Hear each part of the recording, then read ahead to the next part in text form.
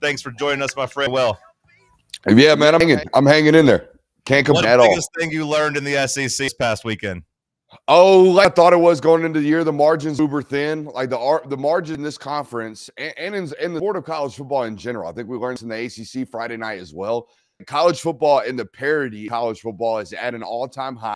And you could have saw this. And I think everyone with a brain and a pulse foresaw this coming with the amount of talent dispersion that we've had across the sport. It's not just the transfer portal, it's the NIL, right? Back in the day, really only like 8 or 9 were willing to pay athletes, I felt like, in college football. And now anybody who's got rich boosters can go out and buy athletes. And you've seen it kind of disperse the talent across the sport. And it means the games are won within margins at a much, much higher rate nowadays in college football. Game of the weekend, Georgia, Alabama. Yeah. What'd you see with that? I mean, it feels a little frustrating here in Knoxville to see Georgia be Death Star killing machine when it comes to playing Tennessee, and then to kind of be the wimpy dog when it comes to Alabama and just kind of shriveling in the moment. Because when I was watching, Georgia make a couple of the mistakes they were making, we don't see that when they play us here in Knoxville. Is it a mental block? Was it something on film? How did Alabama come in there and end that win streak?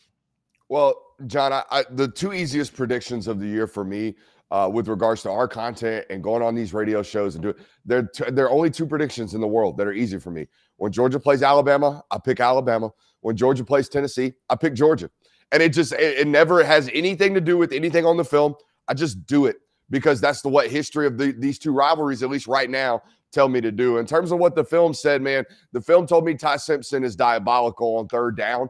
I mean, that guy was 9 for his first 9 on third down. And it wasn't like he had all day. Like, people on the internet think he had all day. He didn't. Like, this guy was 3 steps, 1 hitch, balls out now to my primary read. The guy that I decided pre-snap is most likely to be open in 3 steps and 1 hitch. I'm going to rip this sucker no matter what. And 9 times out of 10, he was open. And in that 10th time, it was a tight window and the ball was in a perfect spot. So, like, the kid was absolutely dialed on third down.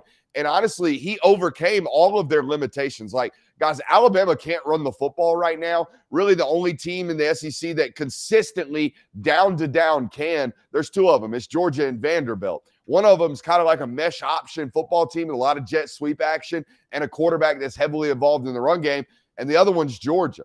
Alabama can't run the ball, so they get into 3rd and 9s quite often if their screen game's not elite, which it was on Saturday night.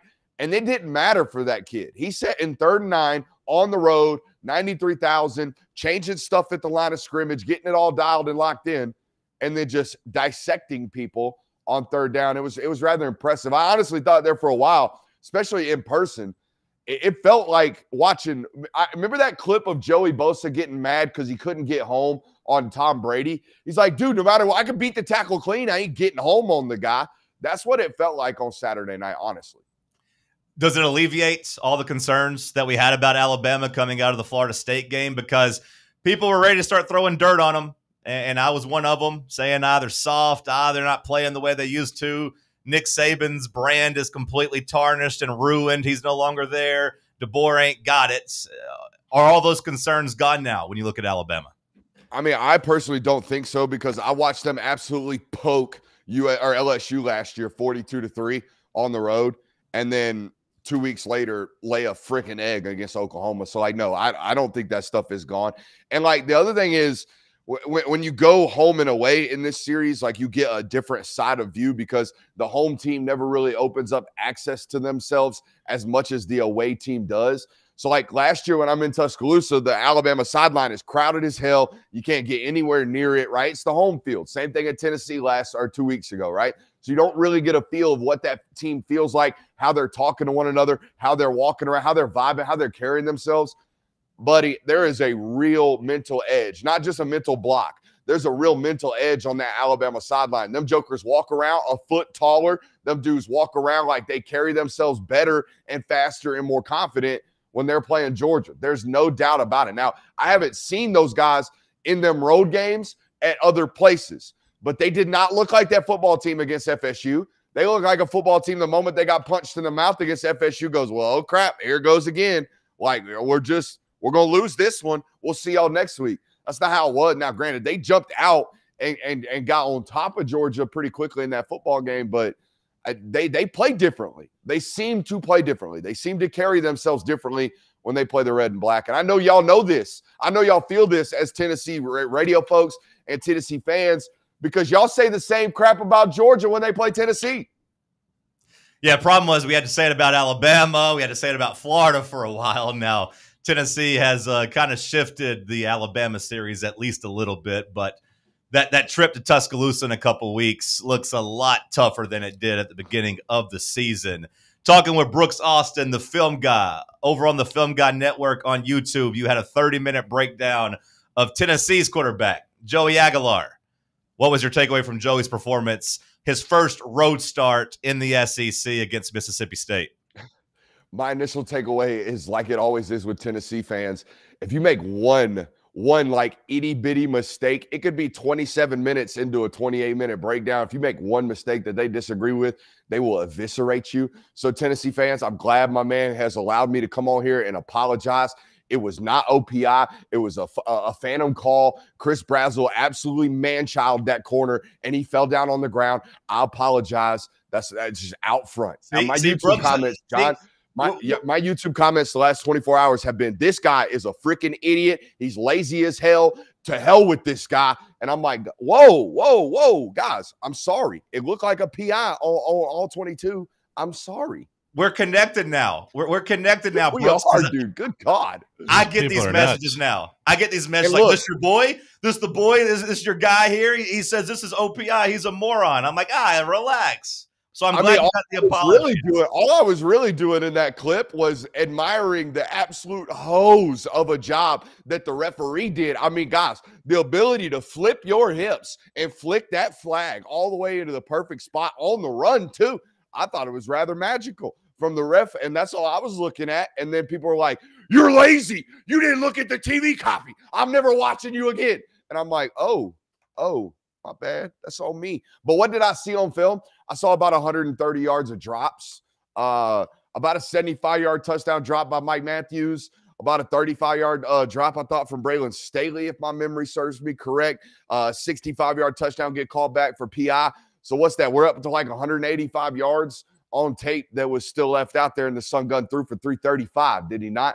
So y'all are that type of offense. Like, here's the other thing. Y'all are starting to show more tendencies because you are bunching a lot more, right? You're playing more realistic and professional offenses, which means you're going to do a lot of repeating plays occasionally. When you're spread way out there, y'all have a variety of different concepts to run. But when we bunch, we really only have a couple of options, right? We got mesh rail, we got mesh return, right? We got some corner stuff, some smash concepts, but you're really going to repeat concepts. And you'll see that on that film, right? Mississippi State linebackers, as soon as play action happens, turning and looking for that crosser coming over, right? Because they're prepared. They're 5 weeks into this stuff. But what I love about Heupel, right, is that, yeah, you might prepare for what we're doing, but we're almost baiting you into doing that. Like he did it against Georgia and he did it against Mississippi State. We're going to keep showing you one thing. And once you continue to suck up and pay attention to that, we're going to smack you in the face with an explosive right on top of that. So there is we're elevating balls in the middle of the field, like 10 to 15 yards in between the hashes right now. Joey's elevating footballs every once in a while, and those balls get tipped and those balls get intercepted. And that's a thing. That's a real thing, a thing that Tennessee fans haven't watched have to happen because y'all been wide choicing for so long. But now y'all actually have this stuff that's happening in the middle of the field. And if those balls miss high and they go off fingertips in the middle of the field, they're going to be interceptions. And I feel like that's been 95% of Joey's turnover-worthy plays so far this season. Yeah, how do you attribute those or when you watch those? Because Kitselman got his hand on the first one. It was a little high, a little off target, but I thought that first one should have been caught. The second one, I put more on Joey. Did you see it similarly, or did you just look at the process of it and say, hey, it's too high either way, Joey? Look, I think Kitselman's a pro, so I don't mind you saying catch the damn ball. I'm with you. Catch the damn ball. Don't elevate it either. All right, left guard, don't get beat like a top. Don't get beat like a drum and have our quarterback having to kind of do that one, right? Like if you go back and watch that second interception to Kitselman, he's like compensating to get his lower half hit in the middle of a throw, and the ball elevates on him. But yes, Kitselman, catch the ball. I'm with you. Now, there was another one that on kind of like very similar action to Brazil. That, I mean, he airmails, he sails over his right shoulder by like 3 or 4 yards in the middle of the field. We cannot do that. We can't miss high. We better be missing low when we miss over the middle of the field, because it's fine in the red zone. Like, he's doing a great job putting balls high for Brazil in the red zone and in the box, because if those balls go off fingertips, they're going out of the back of the end zone. It's not a turnover worthy play. But in the middle of the field, for me, I don't know how Tennessee fans, for me, it's a real concern, because like, you're doing a lot more of this stuff in the middle of the field than you ever have before, and balls are getting tipped. And it's because the quarterback's always going to compete. Like, I knew he was going to come over here and throw some interceptions at a higher rate than most quarterbacks, because he's going to actually play it. Like, he's going to actually try. Oh, you got tight windows? That's fine. I don't care. I'm a great football player. I'm confident. I'm going to rip. Some of those are going to end up in bad results for you, and you're just going to have to live with that. You can't coach this kid out of it.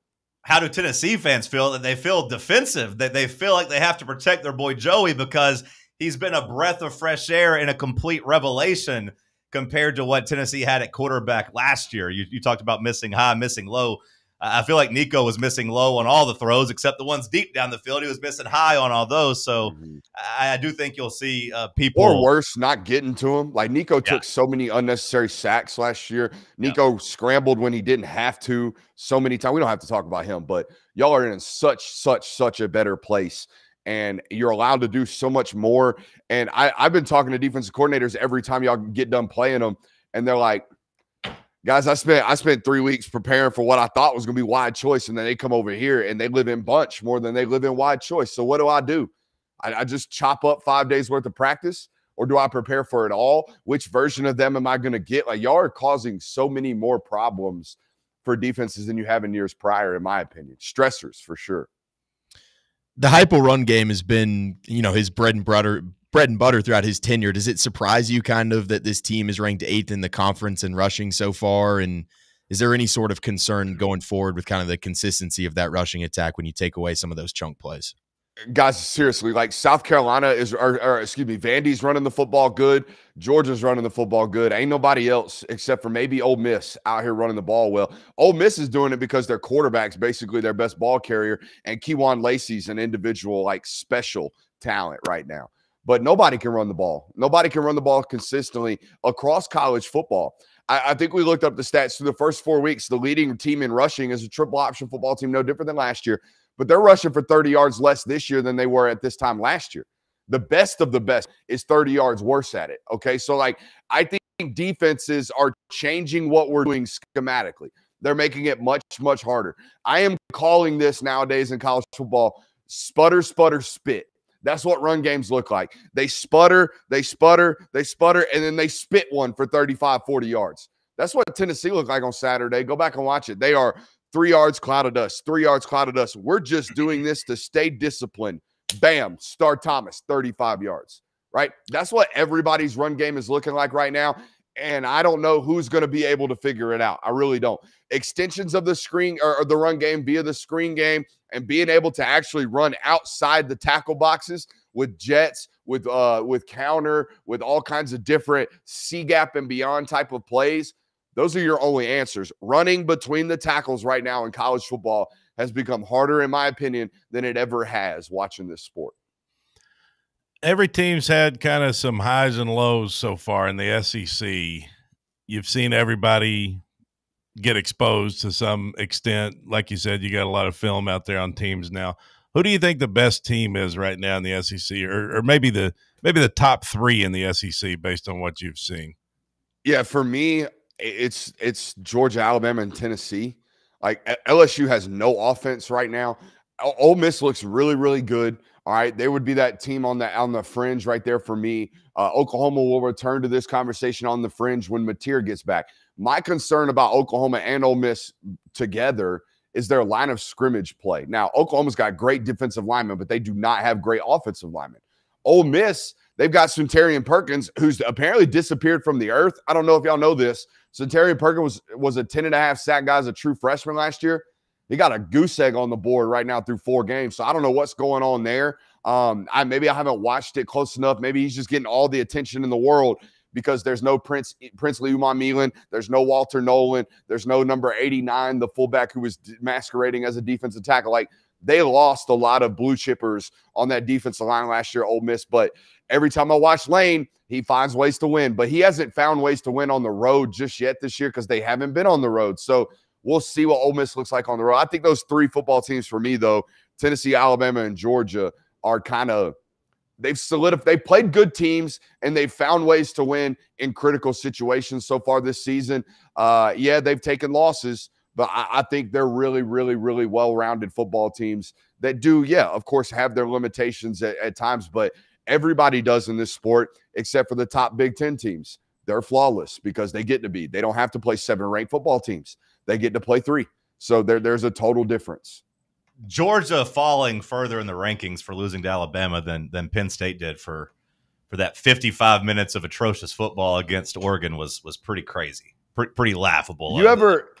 You ever, John, when you were in high school or when you were in college, did you ever like act like you were giving your buddy some alcohol just to see if he would fake drunk? That's what I feel like people did with Drew Aller. People watched Drew Aller throw for 160 yards for 2.5 years against ranked opponents and was like, you know what? Maybe one day that will be a first-round draft pick. Off of what? What was y'all getting drunk off of? Because this dude was putting a bunch of mid in front of me forever. So I don't know what y'all were high on. I'll never get it. Yeah, it was crazy to me. I hope people finally put that one down. Maybe. Having to explain to my friend Stephanie how her vodka froze in the freezer after we had put water back in it was tough. That's Drew Aller. That's the Drew Aller experience. People just pulled their bottle of vodka out the fridge this weekend and was like, shit, it's frozen? Yeah, he's garbage. Yeah, that was tough to explain. Last question on the way out. Vanderbilt have any type of chance playing Alabama this weekend? Yeah, I mean, we're going to get done. We're going to get done with this, and we're going to turn that tape on to Vandy's offense right now on the channel. And I'm going to be honest with you. They're explosive. Like, let me ask you this, John. What do you think the Vandy offense is? And it's not a trick question. When you think of Vandy offense, what do you think? I think, well, the last couple of games I watched, and I was paying a lot of attention to the Utah State game, it seemed like every time I looked at the screen, Pavia was rolling out and running, 15, 20 yards. So you keep talking about their run game and kind of the option type. It feels like they've kind of gravitated towards that. Is that the wrong answer? No, you're right. Like there is still a base component. Like who you are on critical downs, 3rd and 2, 4th and 1 in the red zone. Yeah, you're still going to have to handle jet sweep, quarterback power, jet sweep, quarterback counter, like all kinds of options. Hey, you might get a shovel pass in there. You still got to handle that on critical downs. But boys, this Vandy football team is chunking the pill. Vandy is like 16th in the country right now in 40-plus yard plays. Vandy is top 10 in 20-plus yard completions. Vandy is out here throwing it 300 yards a game. Pavia is out here ripping it. So, like, yeah, they got a chance. Is it a real chance? I don't know. I really don't, because Alabama playing at home is a tough football team to beat. But this Pavia dude plays like he thinks he's a superhero, and through 5 games, he's been a superhero. He was a superhero against them last year. So, yeah, they 100% have a chance because it's college football. And look, like those guys on that football team, they have adopted his personality. Every single ball carrier on that football team is trying to run through your face, and they're trying to get rid of the +1 defender. And the offensive linemen are constantly playing through the echo of the whistle. The Vandy football team plays like, they should win 8, 9, 10 games in this conference. It's just a matter of whether or not they can win in the margins against the much, much better football teams, which they're going to face this weekend. Brooks Austin, the Film Guy Network. Go check out his work. Like I said, he's got a great 30-minute Joey Aguilar breakdown if you want some more Joey content. And if you want to get smarter about the SEC in general, learn more about all the other teams there on the Film Guy Network. Brooks, appreciate your time as always. We'll talk to you soon, boys. Be good. Appreciate you. The Film Guy Network. Go like and subscribe. Sam? Cody? Yeah, what's up? You feeling any different about Vandy? That little end. Well, I was looking at the numbers here. I mean, he kind of fired me up about Vandy a little bit. I mean, he did sling it against Charleston Southern and against Utah State, but against Virginia Tech and South Carolina, he didn't crack 200 yards. Yeah, I feel like I feel like Pavia was out there just kind of all the highlights I've seen has been him running or out there blocking. Like, I feel like he's been playing that type of football. Now, I will say the Utah State game, they were making some plays down the field. But yeah, I mean, he was slinging it last week, but it was Utah State. I don't know that, against Alabama, it'll be the same story there. You think they got a chance this weekend against Alabama? Man, I don't know, because I don't think so. Like, if I had to guess one way or another, like who's going to cover, what's it, 9.5? Who's going to cover the spread? If I had to guess one way or another, I'd pick Alabama. Like, if my life depended on it. But they seem so inconsistent. Like, what kind of Alabama are you going to get? Normally at home, though, they're pretty good. Like Brooks was saying, when you see these Bama crazy struggles, it tends to always be on the road. I think I would take Bama to kick their ass. Like, I feel like that's maybe the most likely result, but I'm a little uncertain of it. I do think a fun bet, maybe not just like, I'm not predicting this, but just a fun bet just for value's sake could be like Vandy to lead at half and then Alabama to go win that game. Just for fun? Like, they get off to a good start and Pavia kind of punches them in the mouth a little bit, hung over from Georgia a little bit, but then it's like you get to the locker room at home at halftime and you're just like, hey guys, we got to go beat Vanderbilt here. I would like to see the pressure in that locker room if that was the case. Yeah. And maybe Vandy, I mean, I think at this point it's safe to say Vandy can play with them. Like, they beat them last year. Diego's got something for them. Like, I don't think it's not going to be like Alabama Vandy of old. I don't think there's a scenario really where Alabama wins this game by 35 or 40 points. When I say kick their ass, I feel like just covering the spread. Like, I'd say Bama by 2 touchdowns or something like that. But I don't know. It is intriguing. Send us a break, Sam. We'll come back. We'll talk some more football. Let's talk sports on FanRun Radio. Can't get enough FanRun Radio? Download the free FanRun app and take the best Tennessee sports conversations with you wherever you go. Blackford Veterinary Surgery Referral specializes in surgeries not regularly performed by your pet's general veterinarian. They're currently accepting referrals from vets all across the country. With their newly renovated state-of-the-art surgery center and highly trained staff, clients can rely on professional and thorough care. If your vet says that your pet needs surgery or rehab,